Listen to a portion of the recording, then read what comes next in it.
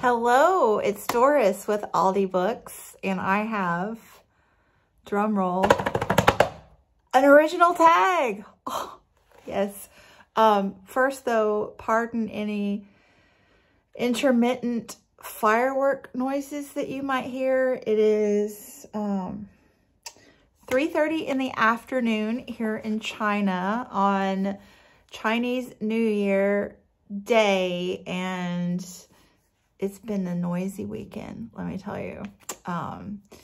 This is the first time in 3 years that they've been able to like comfortably gather with friends and family, and the fireworks ban has been lifted, and there is some serious celebration going on in the streets, understandably so.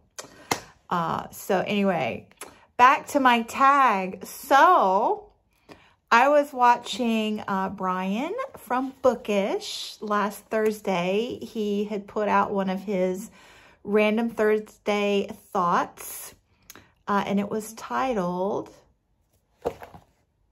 What Makes a Great Author? So it was a very enjoyable conversation that he started over there. I will link it below for you if you have not watched it yet. I highly recommend. But I just had a lot of thoughts about his topic, what makes a great author, especially this idea that, is it just one book? Can you consider it a great author?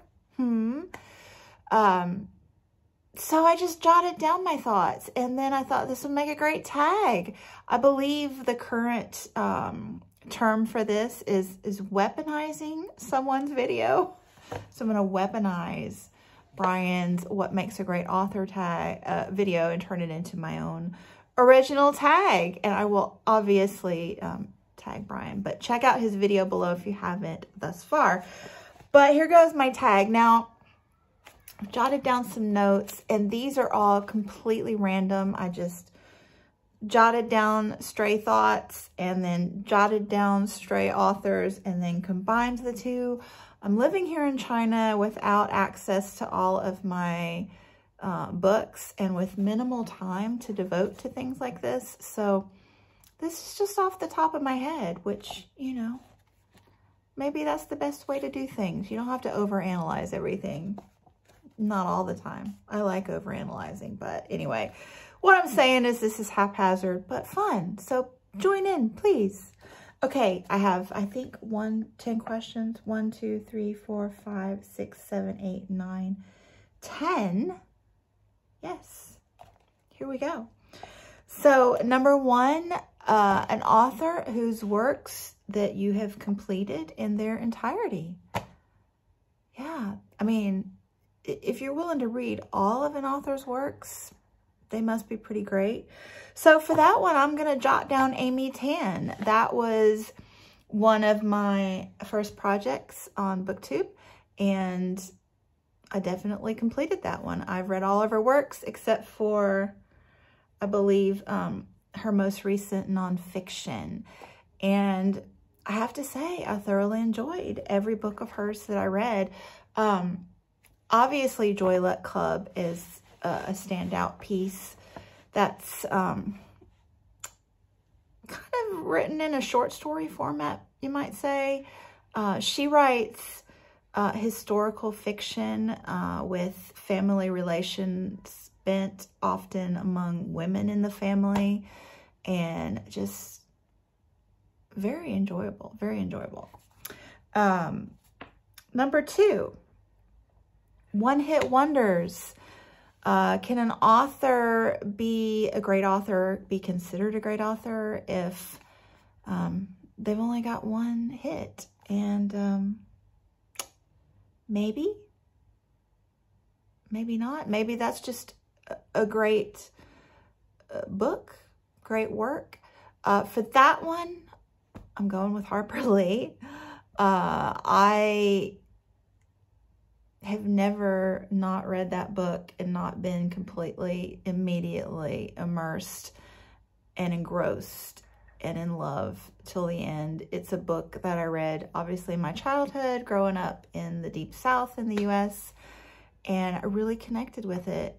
And as a public school teacher, I taught ESL in the high school setting for a decade or two. So I've read it, either teaching it myself or working in a classroom as an inclusion teacher where it was being taught multiple times. I've read it on my own for my own enjoyment several times. And I even, this was another booktube challenge for myself one year in January, but I even read it in Spanish. And that was just great fun too, because I knew the book so well that I knew what it was saying, even though, you know, I wouldn't say fluent in Spanish. I do well, and it was really enjoyable. I had a very literary student that year who helped me translate some of the passages when I had trouble. So anyway, moving on with the tag, but I'm going with Harper Lee for a one-hit wonder there. Can an author be a great author if they've got some great works, but also some terrible ones, like major flops? I don't know. This is one I struggle with as well, because, you know, I want that high caliber with all of the reads. For this one, I'm going with John Irving. So I read A Prayer for Owen Meany back in the day, and just, wow, the ending of that book was so impactful. The whole book I just really loved. It's one of my all-time favorites.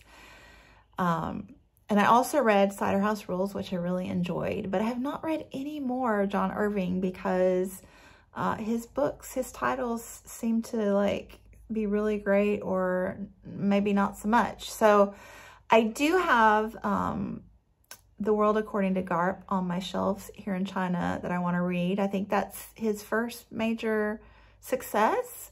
But if there are any other John Irvings that you would recommend that are as high quality as those three, do let me know.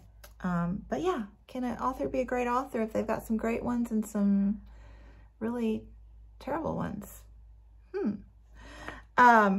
Childhood nostalgia is the next question. Number 1, 2, 3, 4. Number 4, great authors that have childhood nostalgia for you. So sometimes we read authors in our formative years that really make an impression because of the age that we're at. And do they stand the test of time when you read them as an adult, or would they be as impactful if you read them as an adult? For that one, I'm going with Tolkien, because I read Tolkien when I was 12, The Hobbit. My brother-in-law gave it to me, and I think Tolkien, The Hobbit and Lord of the Rings is kind of maybe the Harry Potter of my generation, but better. So yeah, and I got the boxed set for Christmas that year when I was 12. And that's another book that I've just read over and over, that series, and have never not loved it. Like, it's a little bit more of a commitment to read all 4, so I haven't read it as much as I have To Kill a Mockingbird, but oh, so good, so good. Okay, number 5, classic that you would consider to be a great author. So obviously, I think so many authors that are classics, I mean, they have to be great authors to have stood the test of time, you know, and be just so read still today after so many years. So many I could say here, but I'm going to go with 2 for this one. You know, I probably could put Jane Austen here too, but I've come to her later in life. Well, that's not fair because one of the 2 is later in life. But I'm going with one that I discovered as a child, John Steinbeck. I started reading him in 6th grade. I think my first Steinbeck was in a Basil reader, an older student. I think, I don't know. I used to read just voraciously as a child, and so I would borrow other students on the school bus, we had like a 30-minute ride home. I would borrow their Basil readers and just read stories out of other students' books. But the Red Pony was in one of them. And actually, I think I was in 3rd grade when I read that one. I absolutely hated it because it's so traumatic. I was an animal lover. So traumatic. But then somehow, I don't even know, I read The Moon is Down and I believe Cannery Row in the 6th grade, and just absolutely loved it. Cannery Row is another one that I've read multiple times and loved every time.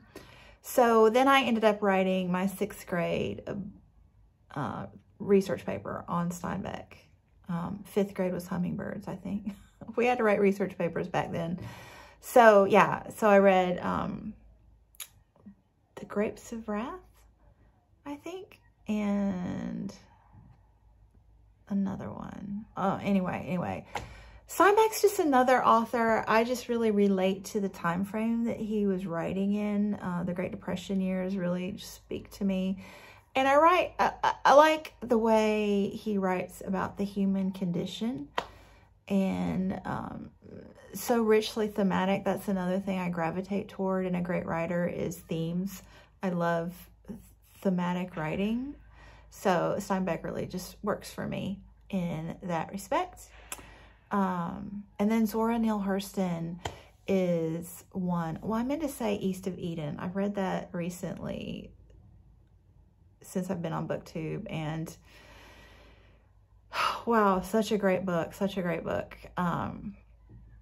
So he's another great one. But Zora Neale Hurston, well, what I meant to say was, sorry, my mind is just spinning right now with all these thoughts, but he's another that I would, reread. But Zora Neale Hurston is another one that she's a, Harlem Renaissance, which is another era that I've really enjoyed recently. I think I had a project about that. All my BookTube projects, I had a Harlem Renaissance project.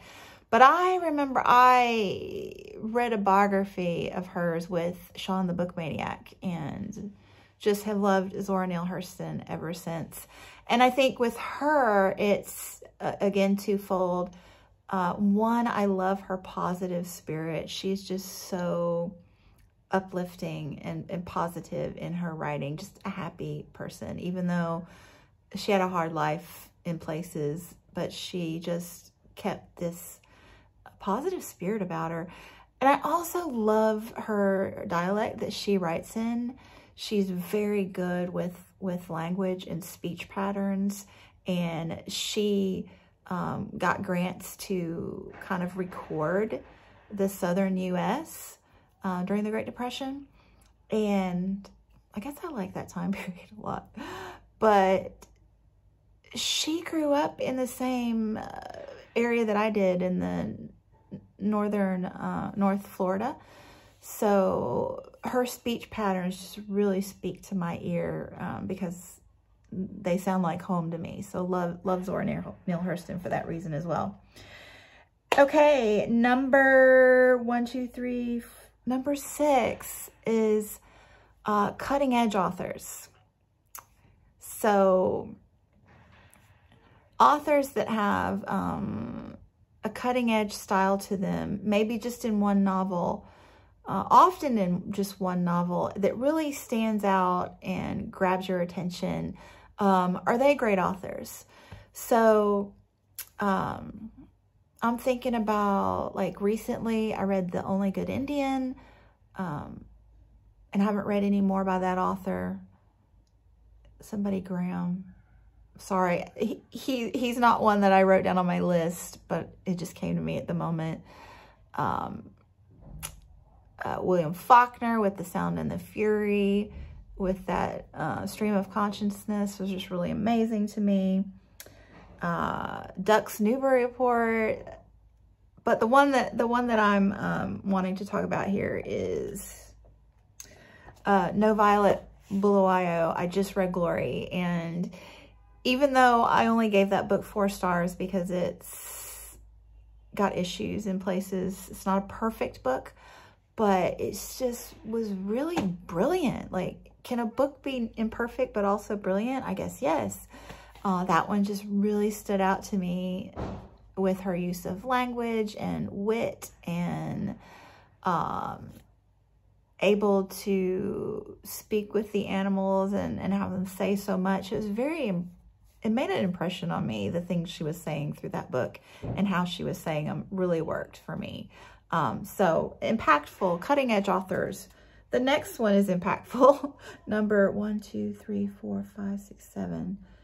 Impactful authors. So this is authors that, as you've seen, that I consider great authors are ones that really leave an impression on me. All of the ones I've mentioned thus far have left an impression on me. So adding one more to the list is Marilynne Robinson. Oh my goodness. Just gorgeous, gorgeous writing, and the themes. I could list her cutting edge with, you know, her epistolary in Gilead. Gilead and Lila, just the duality of those, and seeing this story from different viewpoints. You know, even cutting edge, how she carried that theme through 4 books. I haven't read the 4th yet, but oh, she is just brilliant, brilliant author. So for me, that's one of the big ones. A great author has to be impactful to me in some way. Next one is, and this is, again, very erratic the way I've listed these questions, but 1, 2, 3, 4, 5, 6, 7, 8. I didn't even number them. Number 8 is nonfiction. So, you know, I mentioned I've been reading a lot of nonfiction in the last 3 years, and nonfiction authors are great authors as well. There's just some absolutely great nonfiction authors out there. And again, this was one of my BookTube projects a few years back, to discover great nonfiction authors, and I've done that in spades. So the 2 I'm going to mention now are David George Haskell, who is a nature nonfiction writer and just so literary. If you don't think that nonfiction can be literary, you need to read some David George Haskell. Wow, so good. And one I just finished is David Quammen. I just finished Breathless, his book on the pandemic and coronavirus. Oh, such a brilliant author. He is so knowledgeable and able to present that information in a way that is entirely readable and informative and just interesting. So good, so good. Okay, question number 9. Can there be great authors that you just don't like? Yes. So, not for me, authors. Dickens. I cannot argue with the point that Dickens is a great author. He is entirely a great author, but I just find him incredibly boring. Oh, God. I've tried. I mean, his shorter works, like the Little Christmas one, is good. But just in general, his wordiness is not for me. I don't find him as humorous as other people do. I just find him incredibly boring.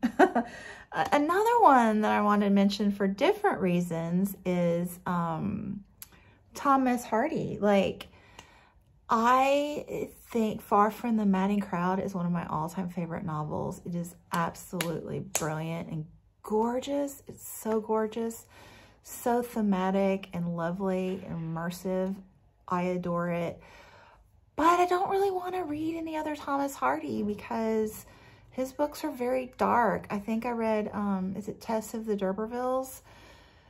Several years back. Maybe I should reread it. I read it a couple decades ago probably, and didn't like it. I don't like those books where people make poor choices over and over again. So yeah, I don't know. But yeah, good question. Not for me, but they're still a great author. And number 10, great authors that you would consider rereading. I've already mentioned several. I'm going to add one more to the list, and that's Barbara Kingsolver. Oh my gosh, love me some Barbara Kingsolver. I love her fiction. I love her nonfiction. She is a great author. She's another one that I am planning on reading all of her works. But two that I would pick up and reread today, right now, would be Poisonwood Bible and, oh God, The Lacuna. I was like, the one with the hole in another language, The Lacuna. Both those books were just great for me. Again, a thematic author, really impactful. Some of her books are better than others. Some are more light. Some are more out there. Some are more political. They're not all like the same level of fabulousness, but I entirely enjoy reading all of them.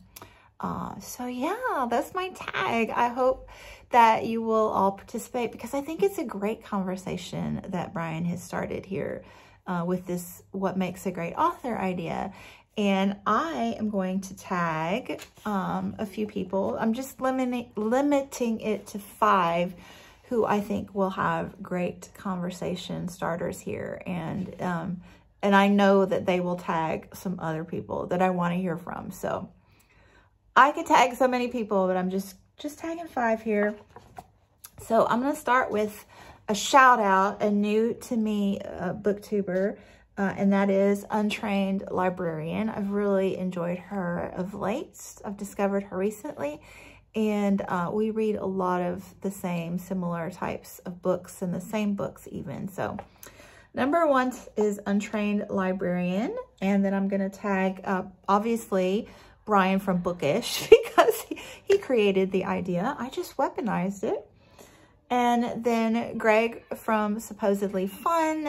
We also read similarly, but he does a lot more focusing on the major book prizes. So I think that would be a super interesting angle to hear from.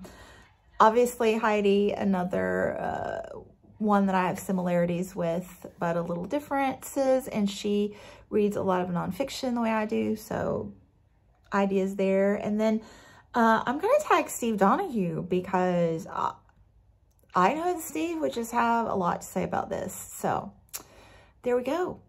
10 questions, 5 people tagged, and a great starter video for you to watch. All linked down in the box below, the comments section, and would love to hear from you as well. So yeah, let me know in the comments if you do this video, and I would love to hear from you. Thanks so much for watching, and I'll be back soon. Bye.